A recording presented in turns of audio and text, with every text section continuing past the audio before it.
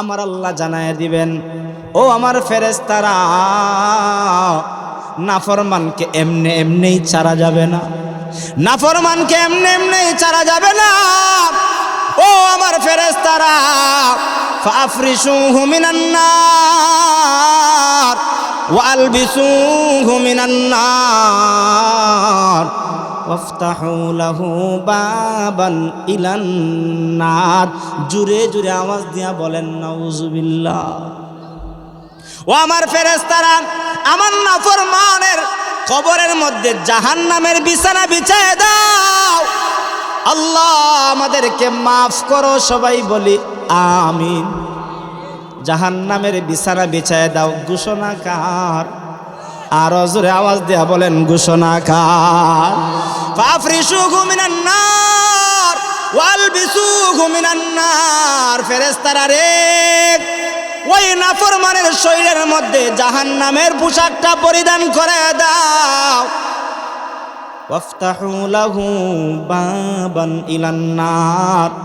ওরে আমার ফেরেশতারা, নাফরমানের কবর আর জাহান্নামের সঙ্গে একটা সংযুক্ত করে দাও। ইলা ইয়াউমিল কিয়ামা, কিয়ামত পর্যন্ত জাহান্নামের শাস্তি সে কবরের মধ্যে পাইতে থাকবে। এই জন্য এই কবরের আযাব থেকে আমাদেরকে বাঁচা দরকার আছে না না? আরো জোরে বলেন। পক্ষান্তরে আমার হাবিব মুহাম্মদুর রাসূলুল্লাহ বলেন, দুনিয়াতে যদি আল্লাহকে রব বলে স্বীকার করে আসতে পারো, দ্বীন ইসলামকে মেনে আসতে পারো, আল্লাহর পয়গম্বরকে নবী হিসাবে মেনে আসতে পারো, আমার আল্লাহ পাক ওই আল্লাহওয়ালা ইমানদারের কবরের মধ্যে জান্নাতের ফুলের বিছানা বিছায়া দিবে। আল্লাহ আমাদেরকে কবুল করো, আমিন। ও আমার ফেরেশতারা, আমার বান্দার শরীরের মধ্যে জান্নাতের পোশাক পরিধান করে দাও। আমার ফেরেশতারা শোনো,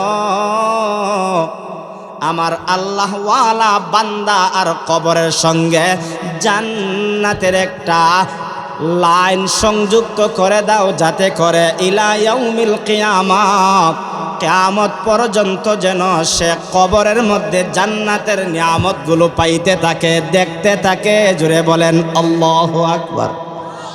ও মুসলমান, তাহলে পূর্বের কথায় চলে যায়, প্রত্যেকটা মানুষ মরণশীল, মরতেই হবে। মরার পরে কবরে আমাদেরকে প্রথম ঘাঁটি সেখানে যেতেই হবে। ধনী হলেও যেতে হবে, গরিব হলেও যেতে হবে, নারী হলেও যেতে হবে, পুরুষ হলেও যেতে হবে। কিন্তু কবরের মধ্যে যাওয়ার পর নাফরমানি কইরা গেলে পরে কবরের মধ্যে শাস্তি হবে, নিজের চোখ দিয়া দেখবে। এরপরে পাশের কবরে যে শাস্তি হয় নিজের কান দ্বারা শ্রবণ করবে। উদাহরণ দিলে বুঝবেন, কোনো গ্রামে বড় বড় কবরস্থান আছে না নাই? আরো জোরে বলেন। 2 গ্রাম 3 গ্রাম এমনকি 1 গ্রাম মিলে বড় গুরুস্থান থাকে। এই বড় গুরুস্থানের মধ্যে হঠাৎ করে দেখবেন গরু অথবা ছাগল যদি উঠে যায়, দুপুরবেলা দেখা যায় হঠাৎ করে ছাগল দৌড় মারে। মারেনি না? মারে না? আপনারা দেখছেন কিনা জানি না, আমি দেখেছি। হঠাৎ করে দেখা যায় গরু দৌড় মারে। আল্লাহর পয়গম্বর বলেন, কবরে যে শাস্তি হয় মানুষ ছাড়া সকল প্রাণীরাই দেখতে পায়। মানুষ যদি দেখতে পাইতো, সন্তান তার বাবার কবরের মধ্যে লাশ নামাইতে যাইতো না। যদি সন্তান দেখতে পাইতো, মার লাশটা কবরের মধ্যে রাখতে যাইতো না। সন্তান যদি দেখতে পাইতো, তাহলে তার সন্তানের লাশ কবরের মধ্যে নিয়ে যাইতো না। কিন্তু মানুষ ছাড়া সমস্ত প্রাণীরা দেখে। কিছু কিছু কবরের মধ্যে শাস্তি হওয়ার কারণে গরু লাফ দিয়া দৌড় মারে, ছাগল লাফ দিয়া দৌড় মারে। কোনো সময় দেখা যায় প্রাণীরা বসলে পরে লাফ দিয়া দৌড় মারে। কেন মারে জানেন? কবরের মধ্যে যে শাস্তি হয় এতে কোনো সন্দেহ। কিন্তু দুস্থ আপনার পায়ে ধরে বলে যায়, আপনার হাতে ধরে বলে যায়, তুমি যুবক, তোমার মতন কত যুবক আছে আজকে কবরের যাত্রী হয়ে গেছে। একসঙ্গে প্রাইমারি স্কুলে লেখাপড়া করেছ, আজকে দেখা যায় তুমি আছো, তোমার প্রাইমারি স্কুলের বন্ধুটা কবরের যাত্রী হয়ে গেছে। একসঙ্গে বিকালবেলা ফুটবল খেলেছ, তুমি আছো, তোমার ফুটবল খেলার বন্ধুটা দুনিয়াতে নাই। একসঙ্গে শঙ্কর সেনা বাজারের মধ্যে বিকালবেলা চা খাইতা শাসটলে বৈশা, তুমি আছো, তোমার এই বন্ধুটা দুনিয়াতে নাই। চিন্তা করো, তারা যেমন নাই চলে গেছে, তোমাকেও চলে যেতে হবে। আজ না হয় কাল, আজ না হয় কাল তোমাকে মরতেই হবে, মৃত্যুবরণ করতেই হবে।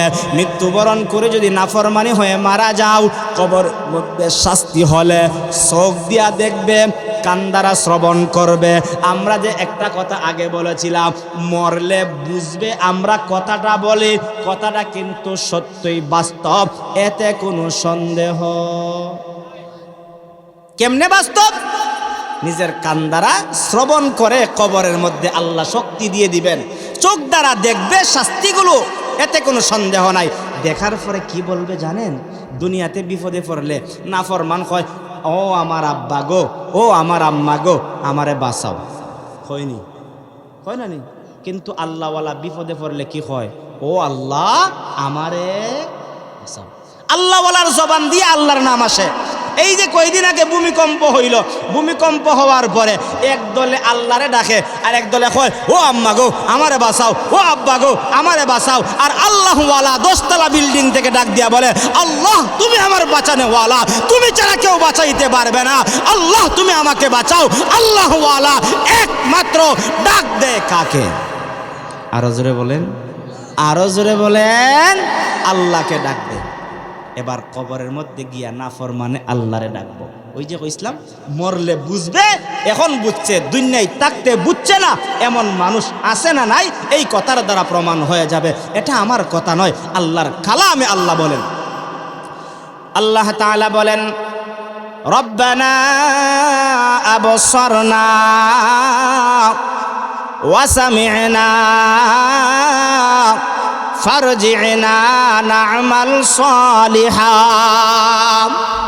না'মাল সালিহান ইন্না মুকিনুন। ওই জায়গায় কবরের মধ্যে গিয়া ওই নাফরমান ডাক দিয়া বলবে, রব্বানা, হে আমাদের রব। দুনিয়াতে একদিন আল্লাহরে রব বলে ডাকে নাই, কবরের মধ্যে যাওয়ার পরে ডাক দিয়া কয়, মরলে পরে দে বুঝবো। এবার বুঝছে কবরের মধ্যে যে শাস্তি হয়, এবার বুঝছে পাশের কবরে যে শাস্তি হয়। এবার সাজা পাইয়া সাজার দৃশ্য দেইকা ডাক দিয়া বলে, রব্বানা, হে আমাদের রব, আবসারনা, নিজের চোখ দিয়া দেখলাম বেনামাজির কবরে শাস্তি হয়, জহর না পড়ার কারণে শাস্তি হয়, আসর না পড়ার কারণে শাস্তি হয়, মাগরিব না পড়ার কারণে শাস্তি হয়, ফজর না পড়ার কারণে শাস্তি হয়। ও আল্লাহ, আবসারনা, আল্লাহ আমরা নিজের চোখ দিয়ে দেখতেছি, ওয়া সামি'না, পাশের কবরে যে শাস্তি হইতাছে এটাও আমার কান দ্বারা শ্রবণ করতেছি। পাশের ঘরে যদি টিনের মধ্যে বাড়ি দেয়, লাগা ঘর থেকে শোনা যায় না, যায় না? আরো জোরে বলেন। রাত্রে 3টার সময় বাড়ি দিলে হয়, ওই বেটা তোর কি হয়েছে, এত রাত্রিতে ডুমডুমি ডাকাস কেন? কবরের শাস্তি হওয়ার পরে সে একবারে প্রত্যক্ষভাবে শুনতে পারবে, শোনার পরে দেখার পরে ডাক দিয়া বলবে, ফারজিনা, আল্লাহ তুমি আমার আবার দুনিয়াতে পাঠাও। কি বলবে? দুনিয়াতে আবার আমারে পাঠাও। মরলে বুঝবে। এবার বুঝছস মরার পরে বস আল্লাহ ফারজিনা, আমারে আবার দুনিয়াতে পাঠাও।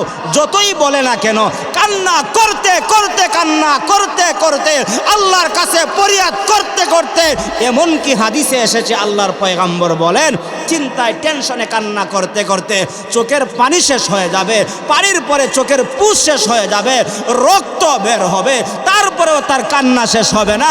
আর আল্লাহকে ডাক দিয়া বলবে, আল্লাহ আবার আমারে দুনিয়াতে পাঠাও, আবার আমারে দুনিয়াতে পাঠাও। আমি না শঙ্কর সেনার বহুত বড় একজন লোক ছিলাম, আমারে এবার পাঠায়া দেখো না আমল সালিহা, এবার নেক আমল করব, এবার আপনাকে ডাকবো। এবার নুরুদ্দিন সাহেবকে আমি আইসা ফজরের সময় জাগাইয়া দিব, হুজুর জাগাইতে হবে না, এখন তো মসজিদে মুসল্লি নাই, আমারে আবার দুনিয়াত পাঠাও। পাঠাইলে পরে আইসা হুজুরের সাথে তো তাকবীরে উলার সঙ্গে নামাজ পড়ব, এবার ইকামত দিব, এবার আমি কোরআন তেলাওয়াত করব, এবার দান সদকা করব। আল্লাহ বলবেন না, কোনো সুযোগ এই পর্যন্ত কি তা কেউ আইসেনি? কবর থেকে উঠে বলে আমি শঙ্কর সেনার মানুষ, আমি 2-4 বার আইসি, সাক্ষাৎ করছি। এই পর্যন্ত যদি একটা সাক্ষাৎ না ওই করুক, কোনোদিন যদি আপনি মনে করেন আপনার দাদার মতন একজন লোক শঙ্কর সেনা বাজার থেকে রাতের বেলায় আইতেছেন, হঠাৎ করে আপনার দাদার মতন, যে দাদা 20 বছর আগে মারা গেছে, দাদার মতন একটা লোক যদি হয়, এই নাতি দাঁড়া, আপনার কিতা হইব মনে করেন? হ্যাঁ, 12টা বাজতো না? লঙ্গি কিতা হইব? লঙ্গি লঙ্গি বরবরি না বর্তো না। কিন্তু আপনার পরিচিত লোক রাত্রে যদি 3টার সময় ডাক দেয়, কলিমুদ্দিন, এ বেটা বাতিদা কই যাস? বলে চাচা আমি এদিকে গেছিলাম। জিন্দা মানুষের নাম শুনলে ভয় পায় না, অন্ধকার থেকে ডাক দিলেও ভয় পায় না। যদি মুর্দা কোনো মানুষে খালি কয়, এ বেটা আমি তোর নাতি, এ কইব রে বাবা শেষ আজকে আমার, কলিমা ভরি লা ইলাহা ইল্লাল্লাহ মুহাম্মদ রাসূল। যতই হয় না কি তার লাগি ফারজিহনা। আর কাউকে শঙ্কর সেনা যেরকম পাঠানো হয় নাই, শ্রীমঙ্গলে যেরকমভাবে পাঠানো হয় নাই, মৌলভীবাজারে যেরকমভাবে পাঠানো হয় নাই, সিলেট বাংলাদেশে পৃথিবীর কোনো জায়গায় যেরকমভাবে পাঠানো হয় নাই।